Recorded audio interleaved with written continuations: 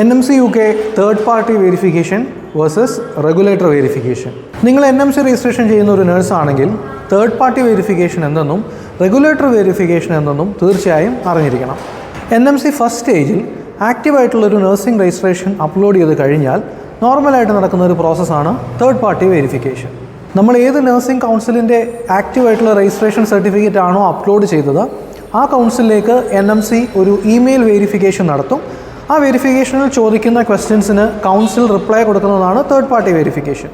എന്നാൽ കർണാടകയുടെ പോലുള്ള എക്സ്പയർ ആയ രജിസ്ട്രേഷൻ സർട്ടിഫിക്കറ്റുകളാണ് നിങ്ങൾ യൂസ് ചെയ്യുന്നതെങ്കിൽ, അതായത് നോൺ ബയോമെട്രിക് സർട്ടിഫിക്കറ്റ്, ഈ സർട്ടിഫിക്കറ്റുകളാണ് നിങ്ങൾ NMCയുടെ ഫസ്റ്റ് സ്റ്റേജിൽ യൂസ് ചെയ്യുന്നതെങ്കിൽ, അതായത് തേർഡ് പാർട്ടി വെരിഫിക്കേഷനിൽ കൗൺസിൽ നൽകുന്ന റിപ്ലൈയിൽ ചെറിയൊരു വ്യത്യാസമുണ്ടാവും. അതായത് NMC നടത്തുന്ന എൻക്വയറിയിൽ നിങ്ങളുടെ രജിസ്ട്രേഷൻ വാലിഡ് ആണോ എന്ന ക്വസ്റ്റിന് നഴ്സിംഗ് കൗൺസിൽ കൊടുക്കുന്ന ഉത്തരം വാലിഡ് അല്ല എന്നായിരിക്കും.